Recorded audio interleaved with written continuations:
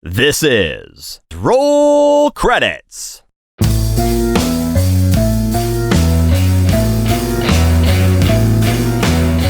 thank you, Buckley. Once again, this is Roll Credits with me as your host, Cap, and as your other host, a real host. I am Connquest. Welcome. So, to start things off here, hey Connquest, what are you drinking? Well, I'm so glad you asked, because you see, I made 3 sales in one day, and I considered it to be my own personal record. On top of that, I also bought myself a Jeep on the very same day. So in order to celebrate, I went and picked myself up a limited edition bottle of whiskey. What I'm drinking today is the Famous Grouse Smoky Black bottle, except it's the Blender's edition. It is actually... let me grab the box here, because I got both the bottle and the box in front of me, because I wanted to point it out. It's the Blender's edition number 1. Actually, according to the box, it was made by appointment to Her Majesty the Queen Scotch Whisky Blenders, Matthew Gloag and Son Limited. So it's stamped by the Queen stamp. It has the seal of quality. It's not probably is in fact my first British bottle of whiskey, because the only other kind of whiskey I have from Europe is a bottle from Ireland, which is actually the first brewery in Ireland. That one was brewed. That one's from the same. They've used the same active yeast culture, I believe, for the granary, and that one is from 1600. I can't remember the brand name on that one. It's the kind that always comes in the metal tin, though, the varying colors. You know, there's age 7 years, age 10 years, age 12 years.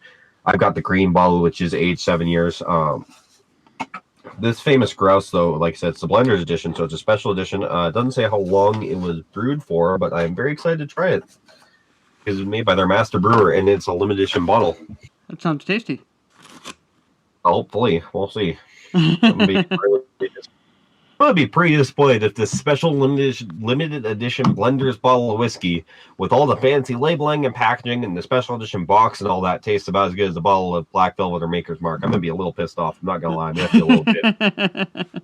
And, well, I'm just a hop across the pond there. Or not across the pond, across the aisles, really. I am drinking a modified White Russian with Bailey's coffee liqueur. And you didn't even spring for Kahlua? Oh, it's like a espresso flavor Bailey's. Do you think that Kahlua doesn't make espresso flavor? I bought Bailey's, alright? You ever drink Bailey's out of a shoe? No, okay.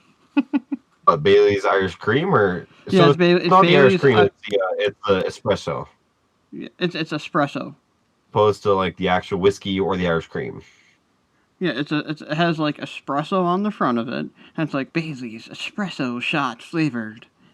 I'm just asking. I don't know. Bailey's makes several different variations. Yeah, it's the espresso. As does Kahlua. Well, the other problem is I obviously mixed it with milk, and I'm lactose intolerant, and I don't have any lactate in the house, so we're gonna have some fun with this. Yeah, welcome to the club. Sounds like every time I eat pizza. See, pizza doesn't do so it for great. me. I'm all right with pizza, but pizza doesn't work for me. But regular cheeses usually are fine. Cheeses like you get on a burger, you know, your Swiss, your American, those ones are usually okay. It's just the ultra processed ice cream or pizza or just regular ass milk. Those types of things tend to get to me, and I don't know what the difference is and why. Just like feta cheese is usually fine, but your softer cheeses aren't. Mm-hmm. I don't know if it's because of the kinds of cheeses I'm eating at various establishments, or if it's because of the actual just variations of the cheese. Because it may well be that the burger places I tend to go to use cheaper cheeses, which tend to have more artificial ingredients. But I don't know about you. Yeah, I mean, see, I'm the opposite. Like, I mean, I don't really eat a lot of cheese to begin with, which is why I think how I developed this. But like, pizza doesn't bother me. I could eat, like, mozzarella specifically. I am good with mozzarella because it has a really low milk fat, but, like, Mozz sticks are usually fine. They're just not my kind of cup of tea. You know, to each their own. I mean, I'm not a big fan of cheese, anyway, but, Fair enough. I know specifically, the ice cappuccinos at Tim Hortons. Awful. You mean Burger King? Well, yeah, I mean, same thing. Burger King! Have it your way. In the toilet. That's what their coffee tastes like. It comes from. Well, funnily enough, Burger King bought Tim Hortons probably like 6-7 years ago. That was the joke. I know, I'm explaining it to those not in the know. And I ruined the joke Those by... not in the know need to not live in shitholes and need to live somewhere where they've got Timmy's. Exactly. Because fuck those people. Move to northern United States / Canada. Although... I don't think they're any further south. I think that I've got one of the furthest south Timmy's in the country.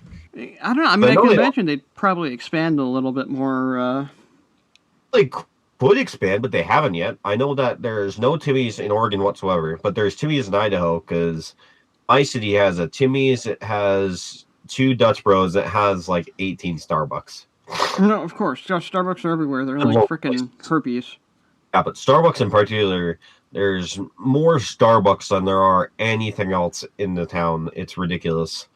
There's 5 different standalone locations, plus the one in the Barnes Noble, plus the one in the Target, plus the one in the old Kmart, now D&B Supply, which is actually the largest D&B Supply in the country. There's also the one in, the mall. There's the one in the other mall complex. In the same building chain is the Barnes Noble. There's also a Starbucks, not standalone location, but strip mall location. There's one. So what am I up to? 11? I lost count. There's one. Okay, there's also one attached to the Taco Bell. That one's got like a short menu, and it's just like a little gas station looking thing. Because that Taco Bell's in the gas station. There's one more I know I'm forgetting. So that's 13, 14 different Starbucks. A town of 50,000 people. That's a high Starbucks to population ratio there. Next closest was Subway, which at one point there were 7 stores in town. Now there's 5 because the store I used to manage got shut down and it got turned into a Cup Bop, the Korean place. Oh. And then the other one was just in the mall, and that one, when it closed, they just took out the sign and bricked up the wall, and now you can't even tell that it was there unless you just knew it was there before. Like malls do. Right. Yeah, they closed down a lot of Subways here, too. There's probably like a good 5 or 6 Subways that got shut down. Subways are all ran locally. That's the thing, is almost every Subway in the country is ran by a chain. Unlike McDonald's or Burger King or Red Robin, or really any of the guys, they don't have franchised and corporate locations. Subway actually only has franchise locations. I just wish they'd bring back the bourbon chicken. Fucking really? It was really good. It was like sweet and smoky and bourbony. Like Subway, I think like the last interesting thing that they did was the spicy Italian. Which actually, by the way, the spicy Italian commercial was like super racist. It's probably like 4 or 5 years ago. They had the spicy Subway Italian and had like salami, prosciutto, and. You're not thinking of the spicy Italian. You're thinking of something else. It might have been the Italian. I don't remember, but because spicy Italian's 5 and 5. That might have been it. It had like 5 different meats on it. Anyway, the commercial for it was like just like all these Italian stereotypes. Like there's like, "Hey Frankie, that's a lot of meat on that sandwich." And then at the end, he like walks up to his uncle who's wearing like the bowling T-shirt. And like, "Frankie, you did a good thing. It's a good sandwich." Like if that was any other ethnicity, that would not be okay. I don't want to hear it. Do you have any idea how many times my ethnicity had been turned into a fucking bit? I'm going to refrain. You don't remember that? No, say what you're thinking. I bet you're thinking of one. The old littering commercial in the 80s with the I was about to say the same fucking thing with Crying Indian, yeah. Except that was an Italian. Or no, he was Sicilian. He wasn't even a native. Yeah. Yeah, because they're never going to fucking hire a First Nations actor for that kind of thing, because they do that. We had the 80s in wrestling, Reyes Ramon being a fucking white guy. You remember Reyes Ramon? Yeah, of course. WWF. Yeah, that was played by a white dude. Yeah, he was supposed to be Cuban, but... Yeah. But the dude who played him wasn't Hispanic at all. It was just a fucking tanned-up white guy from Jersey. He didn't even change the looks at all. He had the fucking chains and the hairy chest, and... To be fair, that's what Cubans looked like at the time, too. Oh, that's true. Scarface, and... Well, even Scarface, it was fucking, I can't remember the actor's name. It wasn't even played by a Cuban. It was fucking. Al Pacino. Yeah, it was Al Italian dude. Pacino. He's not a fucking Cuban. He's Italian. That was a fucking good movie, though. Oh, it absolutely was. But We're talking about the remake, right? The 1980 whatever, right? well, yeah. Nobody talks about the OG Scarface. I guess that's true. Al Pacino, it's like, say hello to my little friend. You know, but he's Italian. Rome is tainted. Oh, I can't do a fucking impression. First you get the money, then you get the power, and then you get the woman. There we go. She's a stupid fucking whore. That's a good movie. I need to fucking watch that again. Did I tell you I got the 4K Blu-ray version of that recently? Oh, nice. It's only $15 at the local Walmart. Like, how can you even turn that down? Yeah, that's It's such a good movie too. Yeah, it was a good deal. That's the thing. It was totally worth it. It's called the Scarface Gold Anniversary Edition or something like that. It's just the original movie, but you know, that's what I love about 4K. Have you noticed how many old movies they release on 4K now? Do you know why that is? Because that's the original resolution they were shot at? It's actually better than that. It's because the films were originally shot on tape. High quality 35mm tape. The interesting thing about tape is the fact that obviously it doesn't operate on pixels. It doesn't operate on, you know, any kind of uniformity like that because it's all just based on magnetized, you know, tape. Right. So it's actually just based on grain. Well, the nice thing about that is that you can actually take high quality tape and you can digitally transfer it all the way up to 8K just about, while still getting a marked difference in quality. That's why everything got released on Blu-ray. That's why everything got released on 4K. Because they can still release these films in higher quality. We're being held back more by the capability of our TVs than we are by the actual quality of what the film was originally shot on. But conversely, this is also interesting because then you've got things like, say, television series. Television series were often shot on mini cassette or other similar cassette types. You know, DVS, beta tape, things like that, right? Mm-hmm. Problem is, those kinds of tape are obviously much lower quality than actual proper film reels because they're much cheaper. Those types of things cannot actually be upscaled properly beyond, you know, usually about 480 to 720p. That's why when you go and watch old episodes of, say, Star Trek The Next Generation, it looks like shit. Because that wasn't filmed on that type of quality stuff. That also happened a lot with, you know, animation made after the 2000s. If it was made digitally, you know, it's harder to upscale. That's why, you know, you'll see a lot of CG movies that have trouble being upscaled because obviously those weren't shot on tape. Those were, you know, digitally rendered at a certain resolution. That's why you see a lot of movies from the 2000s that aren't coming to 4K, or they'll look worse. Great example being, have you gotten the Shrek? Shrek's actually a bad example because DreamWorks does a lot of good things about it. Good point. Shark Tale looks awful though. It looked awful when it came out. True. Yeah, Shark Tale, there were entire scenes that are just unfinished without the lighting and stuff. Which is funny because, you know, Shrek came out, 2 years earlier, and it looked so much better. It still looks so much better. Shrek looks better than some films that come out nowadays look worse than Shrek. Yeah, I remember. You get that Shrek's like a meme, but Shrek was actually incredibly well done, and it was incredibly unique at the time. I remember seeing Shrek in theaters. I remember buying my first VHS copy of Shrek as soon as it came out on VHS. I love that movie. That's still one of my favorite movies of all time. DreamWorks is a bad example. A good example would be, say, Open Season from Sony Pictures Animation. Came out in 2006, 2007, something like that. Mm-hmm. You remember that film? I remember it. Have I never you watched saw it recently? Okay, no, I've never seen it. Film looks absolutely dog shit. Came out in the era of Blu-ray, but the film was rendered at 720p. And so now on a modern television, it looks absolutely awful. Like I said, Shrek looks better than this film because Shrek was more well done. But that's why, you know, television shows, movies, things like that filmed in the 2000s where they may have been filmed on digital look awful. The example I was originally going to use is Terminator. If you watch them on 4K, they look worse than T1 and T2. Why? Because they were shot digitally. It's like they could be CG digitally. Problem was they were shot and rendered at 720p. So they're designed for DVD. So they look bad in Blu-ray and worse in 4K. Same thing for Alien. You know, the later Alien films look absolutely awful. Anything after Alien 3 looks pretty much awful in 4K up to Alien Covenant. and Prometheus. Prometheus looks okay, but that's because by that point, Ridley could claim he he could want the thing filmed on fucking potato chips, and he'd get it because Right. that's just the kind of all he has, But no, that's something that's super fascinating. That's why these old movies don't come out in 4K, and that's why they still look good or better than they did way back in the day. Music videos are another good example. Some music videos look awful in 4K, but you may have heard recently that they re-released Thriller in 4K and that they re-released Aha's Take on Me in 4K. Really? That's because those were shot on cinematic reels.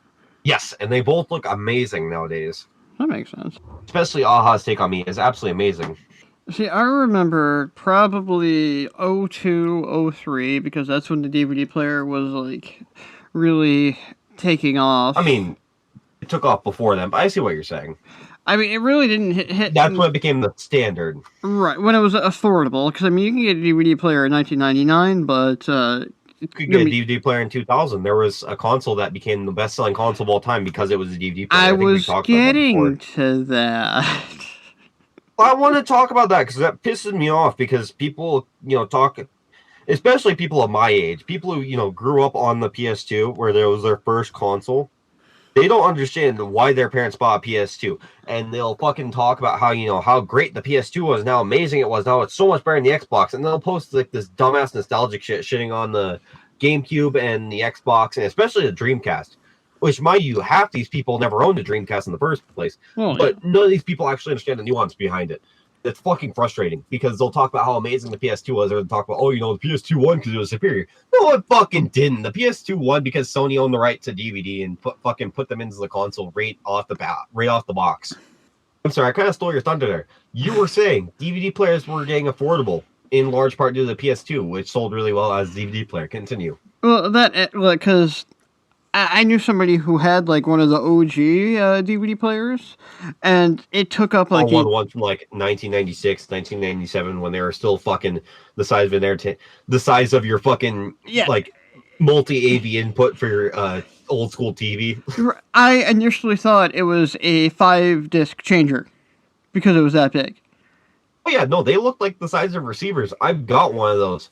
I've actually got one that's from right around 2000. It's actually really fascinating because it has a microphone in case you want to record something, because it's just one of those early pieces of equipment that could record as well. It also contains S-video and really early, component and composite and just all kinds of really cool features. But also plays mini DVD, and that's the main reason I own it, is because it'll play mini DVD. I remember those were popular for like a summer. I remember when those were like a thing that you'd see them next to the VHS, and your parents would tell you couldn't buy it and you didn't know why. Now I know why, because they look awful and they couldn't play in regular DVD players, and they were usually around the price of the VHS tape. Mm-hmm. Why wouldn't you just buy the VHS? Mini CDs were a thing right around the same time too that nobody ever did. They just didn't catch on. But or VCDs. You know what? I recently saw a VCD in Deseret Industries, which is like a Mormon thrift shop, like a version of a fucking Salvation Army. I picked it up because I knew about VCD. I was obviously very much aware of VCD, but the only VCDs I ever owned were the actual Sega CD discs or the Sega Saturn discs, because both those were VCDs, or a VCD based format, I should say. I never owned an actual VCD disc before. Never owned a VCD television show. This was Wizards of Waverly Place, the movie, on VCD. Why don't you explain to the kids at home what a VCD is? I guess I should. VCD is a video CD. It was a cheap budget format that was released in the mid-2000s to try and compete with DVD long after DVD became the standard. And they were releasing them to essentially be a budget version of that. It was essentially just supposed to be the new cassette. To replace the cassette, as cassettes were being phased out at that point. Problem was, it came out about 2-3. Well, it took off in some countries, namely in like India and Indonesia, Korea, places where their economy wasn't doing so hot, and so cheaper was better. And usually you could buy a VCD player for incredibly cheap because it was just a CD player. Because VCDs are just CDs with a movie packed on them. Reads the same way as anything else. All you had to do was add a video out and it would fucking work. Pretty much right out of the box. You could modify a CD player and turn it into a VCD player. So as a result, they were stupid cheap to manufacture and stupid cheap to play, right? Right. So they took off in a lot of third world countries. They also took off in fucking Britain for some reason, at least more so than they did in the States. And Mexico, they're huge in Mexico, fucking massive in Mexico for obvious reasons. Because Mexico is, it's not really a third world country, but it's also not really a first world country. So they have a lot of, luxuries like televisions. Most families want television, but they're not about to be able to go out and buy a Blu-ray player in 2007, right? Right. Well, VCD took off there. VCD never took off in the States at all. It kind of went the same way as mini DVD, where it was a format that was used in some video game consoles, and then it just fucking died. VCD is more unique than mini DVD, though, because mini DVD obviously took off eventually took off as the disc that was used in UMDs for the PSP, but it was also used on the GameCube. Well, that was the birth of the mini DVD. It came out right around that same time, 2000, 2001, something like that. Nintendo was the first major manufacturer to use mini DVDs, right? Other than some smaller studios trying them out. The difference was that VCD, as I mentioned, the Sega CD and the fucking Sega Saturn, it had been around for decades at this point. It just never took off in the States because it was never cheap enough to compete with VHS, but it was never high quality enough to, at the time that it premiered, it was never high quality enough or resilient enough to beat Laserdisc, which was obviously, the high quality video format of the day. I don't know why you're laughing. Laserdisc is the single longest lasting video format of all time other than VHS, and it was actually relatively successful. Not relatively successful, it was successful. It was just successful in a relatively niche market. It never took off like VHS, but it didn't need to because it was, selling a high quality product to videophiles and people like that. People who really cared about video formats. I remember in grade school, so we're talking it was never a failure. It was very successful. A lot of major movies have been released on fucking Laserdisc. The most interesting one that I own is probably South Park Bigger, Longer, Uncut. Oh, wow, they were still making them back then, even that late? Blu-ray is what killed the Laserdisc. Nothing else could compete with Laserdisc's quality until Blu-ray came about. But Blu-ray basically spelled the beginning at the end of it. Because not only did it have a video quality that was comparable to Laserdisc, but it also obviously was, had internet capabilities and D-Box capabilities. And you remember 2005, 2006, back when BD Live and D-Box were still a thing? Right. You get that stupid little fucking logo on the bottom of every disc that you got. Yeah, those types of things. That's what killed Laserdisc. Now, Laserdisc was actually very popular. Not like mass market popular, like I said, but it definitely had a market. It was a very a niche market product. But it made money, and it was never a failure, The same way that, obviously there's niche products now. Take HeroClix, for example. HeroClix, they're never going to outperform Magic. They're never going to, become the tabletop game. They're never going to Warhammer, none of that. But obviously they're very successful. And they have been for 20 years now. And, they're still releasing sets and stuff. Same thing. There's the HD DVD also. HD DVD was, relative to Laserdisc, is not a success at all. But I still own a couple of them. Anyways, no, I bought VCD. I bought Wizards of Waverly Place the movie on VCD, which of all movies come out on VCD, I don't know why a Disney Channel original movie came out on it, but I own it, and it's the only VCD I own. And I own the one player that's capable of doing it. Mm-hmm. I've never actually opened the movie because the movie was still sealed, and I have no reason to open it. Kind of just keeping it as a collector's item, just to show it to people and be like, hey, here's a thing that you've never seen before. What do you think of this? I mean, I don't remember at the time, but the only thing I compare it to is when Blu-ray and HD DVD, which just sounds stupid saying it, were competing. Different companies were alleging to different. It was actually kind of cool. It was like some virtual war, and the death knell for HD was when the porn industry swore to Blu-ray. No, it's actually just a common urban myth. Why you gotta bust my balls? It's spoil it for you. Because it's true. Because I used to believe that too, and then it just kind of fucking made me sad. Do you know where that rumor came from? Here's a little bit of a fun fact to round this out before we wrap up this episode. That rumor, that myth, actually came from the movie Tropic Thunder. Otherwise known as that thing that had Robert Downey Jr. doing full blackface, talking about never going full retard. Um, no, do you remember Jay Baruchel's character in the movie? I do not. He plays a scrawny, awkward white kid with glasses. Same thing he played in every other movie. See, I'm just thinking timeline-wise. You don't know who the kid is, or do you not know? No, I'm just Movies. having an old moment here because I'm like, oh, Tropic Thunder. That came out way after the war was over. You know, the format war. Like, no, that came out in... Oh, that movie came out in 2008. I know, I just realized that, and I just, like, felt myself, like, gain another wrinkle. Oh, it's okay. I did too. No, Jay Baruchel played Kevin Sandusky, the fucking the kid. Like I said, the kid. Right. You know, obviously Brandon Jackson played the fucking Al Pacino, and you know Tom Cruise was the producer. Kevin Sandusky was the kid actor. Really don't remember who he is? The last time I saw the movie was in theaters. First of all, why the fuck haven't you watched that movie since it was in theaters? It's amazing. Because Tom Cruise is... Oh my god, you big fucking baby. Okay, whatever. Kid plays the part, right? And he's talking to fucking Al Pacino and Jack Black's character, Jeff Portnoy. And he's fucking going off about this porn industry thing. He's just fucking just chatting about it. And eventually Jack Black just turns to him and is just like, "Are you fucking talking to me, kid? Or what are you doing?" And Jay Perigel just says something to the effect of, "Oh, you know, I was just talking to whoever was listening." And then Jack Black goes off to do cocaine in the corner. Much more enjoyable activity. That is where that rumor came from. It was never a thing I ever thought about before then. But he wasn't even talking about HD DVD versus Blu-ray, because obviously at the time, that was still going on. He was fucking talking about the goddamn fucking Betamax versus VHS. Oh yeah, remember that being a thing too. Old? Yes, that's where he was talking about. Where that rumor came from, and so now the more you know. You're welcome, buddy. Oh, so it's looking like I'm just googling this. It looks like the porn industry backed HD DVD.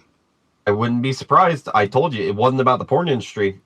I'm sure the PlayStation 3, being the most affordable Blu-ray player at the time, also didn't hurt Blu-ray at all. What, the PS3? Yes. But that's not actually what saved it. What saved, more than anything, what saved Blu-ray was the fact that Disney backed Blu-ray. But you didn't know that. That's also what saved DVD, was when Disney DVD became a thing. Do you remember Disney DVD, when that ad would play on every fucking DVD, on every Disney movie? Right. Coming soon to Disney DVD. Yes, and then it would fucking play the same bit from Pirates of the Caribbean 2, and then it would play the Tinkerbell thing, and then it would play Off to Neverland, and then it would fucking show a bunch of old movies, and then it would come back around to another fucking scene from Pirates, and then it would do another live action thing. Usually whatever movie was playing in the DVD player at the time would be the movie that was, whatever movie was plugged after the second Jack Sparrow bit. And then it would fucking some other old thing, and then it would be Tinkerbell flying out and just go, yeah. And then the Cinderella's castle would come out, and yeah. After Cinderella, or after a fucking Tinkerbell did the Disney DVD logo, that's when it would switch over to Cinderella's castle. Right. Yeah, that is burned in my head. You have any idea how awful it was being like an 8-year-old when that was a fucking thing? I can't unsee that fucking commercial. That is burned in my skull because every single fucking DVD player or every single DVD I watched as a kid. What I had to deal with was the commercials. Catch the Aristocats now on VHS before it gets locked away in the Disney Vault forever. Oh god, the Disney Vault, that is so fucking stupid. You know, I own 3 different editions of Hunchback of Notre Dame just on VHS alone from each time it came out of the quote-unquote Disney Vault. And then you've got dipshits selling their fucking VHS tapes on eBay for $10,000 because they think that they're worth that. Even though they're worth about 50 cents at your local thrift store. And then they have like the diamond edition of Beauty and the Beast. Have you ever looked for those things on eBay? No. People list them up for like hundreds of dollars, and nobody ever buys them. Nobody ever pays that kind of money, but they'll list them up for that kind of money, and then fucking dumb clickbait sites will talk about how much those movies are worth, and they're not actually worth that. They have never been worth that. They're like 50 cents at any given store. I own every single one of the entire Masterpiece collection. I own most of the Diamond collection. just from buying them at the fucking Goodwill in the Deseret Industries and the Salvation Army. Never paid more than 50 cents for a single Disney movie on VHS. My parents might It's have, just back when they were artificial still price out. inflation. They make a metric fuck ton of them, and they make people think they're scarce, so they buy them up. And then people 20 years later are posting them up on fucking eBay acting like they're actually worth that kind of money. It's the Beanie Baby business model. Yeah. It makes me laugh every time. And then Disney still fucking does it with Blu-rays.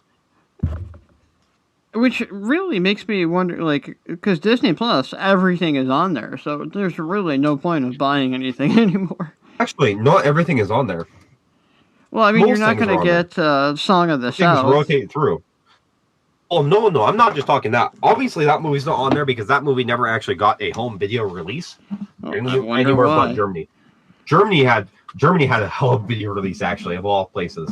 That's the only way that you can get that's the only way you can even watch Song of the South now, is because last time it came to theaters was before I was even fucking born. And it was before you were cognizant enough to go actually see it, so don't even fucking get all whiny about it. No, you don't know the last time it came to theaters.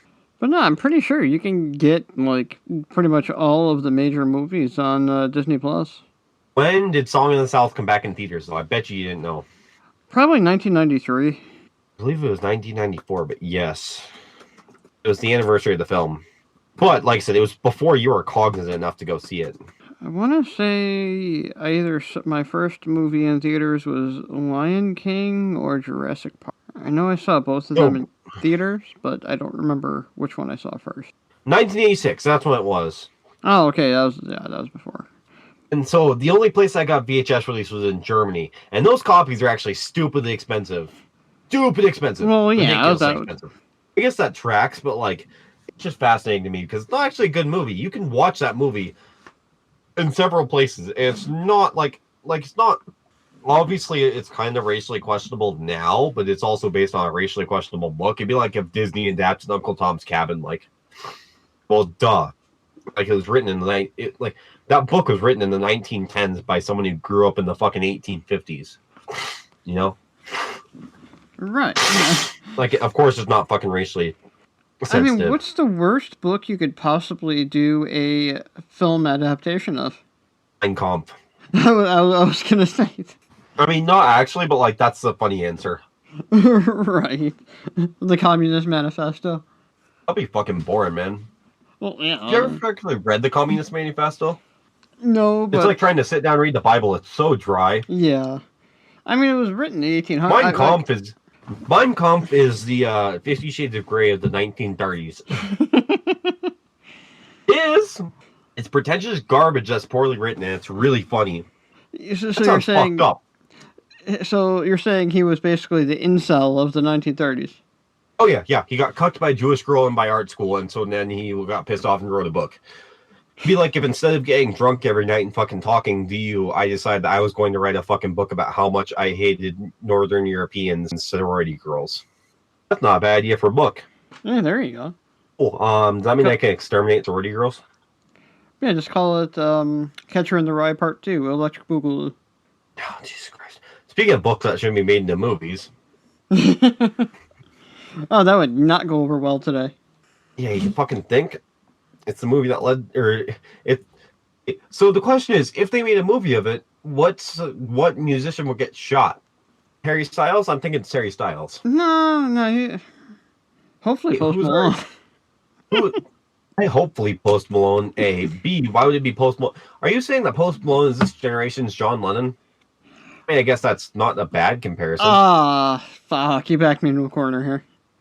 Yeah, that's why I said Harry Styles, because he's an ex-boy band member who people treat seriously as an artist, but is actually kind of a piece of shit behind the camera. I enjoy Harry Styles' music. What's the guy from fucking... No. Okay, first of all, fuck you. I don't want to hear any pretentious dumb bullshit about how much he sounds like Dave Book. He fucking doesn't. I was not going to say that. He sounds like every other dreary fucking white boy with a piano. What's the fucking other guy, though? What was the one who he fucking did the 50 Shades soundtrack with Taylor Swift? Ryan Adams? Oh, 50 Shades, retard. I didn't say 50 Shades. I'm not a middle-aged woman. I said 50 Shades. You fucking came with Bryan Adams like... Did I say fucking Robin Hood? No. I said Ryan Adams, not Brian Adams. There's a fucking difference? Yes, actually, I was informed that no, some the guy person who- named Ryan Adams covered Taylor Swift's entire 1989 No, album. it's or not whatever. a fucking cover. He fucking did a duet with Taylor Swift. It was like the biggest song in 2016. It was fucking for the 50 Shades Darker soundtrack. It was fucking. What was his name? He also did Pillow Talk. He did fucking. No, he's the fucking poor man's R&B crooner. He's the poor man's weekend. He fucking did Pillow Talk, and he did that song with Taylor Swift. What is his name? Sam Smith? Oh, he was one of the One Direction guys. So what? There's Ryan. Oh, he was one of the One Direction guys. He did a fucking duet with Taylor Swift. It was like the biggest fucking song in that year. Who's the guy that everyone cried? Zayn? Zayn Malik. Yeah, that's what I just said. The guy. Everyone was upset when he left. Yeah, that one. Why are you? You know him from the fucking Twitter drama, but you don't know him for having one of the biggest fucking songs of that year. I don't listen. The single biggest. I don't. One of the biggest artists of all time. I don't. That's a stretch. I don't listen to the radio. That's not a stretch. Taylor Swift is not. Taylor Swift is one of the biggest artists of all time. Taylor period. Swift That's is not overrated. A stretch. Okay, whatever. People fucking call Nirvana overrated. People call Kanye West overrated. People call Eminem overrated. People call the fucking Beatles overrated. That doesn't make them unsuccessful artists. So, I could do a whole entire episode on my distaste of Taylor Swift. you can distaste Taylor Swift all you want, but that doesn't make her unsuccessful. Well, Beyonce had the best album of all time. Okay. So you reference that shit, but you don't know who Zayn Malik is, really? I know who Zayn Malik is, I just don't know what he did. I know he was in One Direction, he's the dude with the bushy eyebrows. And he left. Whatever. Anyways, that fucking, yeah, that guy. That's the one who I would feel like if there was a fucking movie, he'd get shot. Because he's way overrated, he's a fucking piece of shit off screen. And he's kind of overrated on screen. Didn't create anything good before or after leaving his band. So yeah, that's my guess.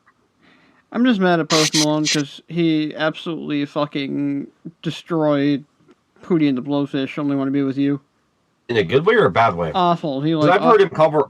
I've heard him cover a lot of things. He's an incredibly talented musician. I'm not going to deny that he is, but or that he isn't, but he like it's awful. Well, it's like auto-tuned. The song wasn't any good to begin with, so. Anyway, I don't really. I'm not familiar. Pootie and the enough with- Blowfish suck, and his Darius Rucker is just as fucking bad, and I still am fucking annoyed that he covered that one Bob Dylan song that Old Crow Medicine Show did way better, and Wagon Wheel never gets it. Yeah. Except Old Crow Medicine Show doesn't get any fucking credit, and every time you say Wagon Wheel, people think it's a Darius Rucker song. See, I think it was Against Me. Awful pop cover. Because I was first introduced to the Against Me cover, so that's what I associated with. Old Crow Medicine Show was the first band to put it to fucking recording, though, and they did a way better job of it. And their version was actually fucking country. Their version was bluegrass. Darius Rucker's was a fucking pop song. Because all Darius Rucker's music is pop songs. Right. Then he gets praised as a country singer because he has a fucking acoustic guitar behind him. Well, by that definition, then Dave Matthews is a country singer. I know, fucking right? You're so fucking old. Where did Dave Matthews come from? I was just listening to Ants Marching earlier today on my way to work. Fucking course you were. I'm sorry, Crush is one of the greatest songs to slow dance to. I wouldn't call it one of the greatest to slow dance to. I don't even dislike the Dave Matthews Band. It's just, where the fuck did that come from? Jesus Christ. That'd be like if I fucking started talking about the Counting Crows. Did that dude ever get a haircut? I have no fucking clue. For all I know, he's still rocking those stupid fucking dreads. Oh, he dated somebody like super like out of his league. Several times, yes. How? Confidence in the fact that he had the sad white boy thing back when that wasn't a fucking trope. Was he really white though? Did you ask if he was white or? Yeah, he seems like kind of ethnically vague. I'm pretty sure he's some brand of white. Oh god, now you're making me think of the fucking Wu-Tang Clan. Well, hey, they ain't nothing to fuck with. Adam Duran is very, very white. He's a principal composer. He's 56 years old. Yeah, his parents were named fucking Linda D. and Gilbert Duritz. Oh yeah, that's white. Born in California. yeah, this guy is fucking like, no, like I'm looking at fucking picture of this guy. This guy, there is no fucking way this guy is anything other than, yeah, he's a Jew. No, he's actually Jewish though. He has Russian Jewish ancestry, and he attended UC Berkeley. No, he's Jewish. Like, he's a Jew. Like, I knew he fucking looked like some kind of fucking Eastern European. No, yeah, that explains it. Then that makes more sense. That's why he's ethnically vague. Yeah, because like he's white, but he's like one of the fucking lesser whites, like Irish. That sounds really bad. I don't mean lesser in the sense of inferior. I mean the ones that got treated like not white for a long time by other whites. You know what I fucking meant. Don't even start with me. Armenians, Jewish people, fucking Eastern Europeans, Irish, the ones that got enslaved by other white people. You know which groups I mean. You mean the ones all mentioned in Mein Kampf? Yeah. fucking. No. It's like fucking whatchamacallit, like that one group with the fucking Irish R&B singers. Don't you know we a little white to be singing R&B? No. Don't you know the Irishmen or the blacks of Europe? Yeah, that. Well, I mean, there is such a thing as Black Irish. Yeah, but that's not like an actual problem. That's more complicated than that. Yeah, that's for now. That does remind me of a really funny bit from the Irish comedian, though, where he starts fucking talking about how, everybody claims to be Irish, and the Irish just kind of fucking accept it. And then he talks about, even fucking Obama claimed to be Irish. We just kind of fucking rolled with it, like, sure, why not? Clips from this show. We've derailed from the derailment to the derailment.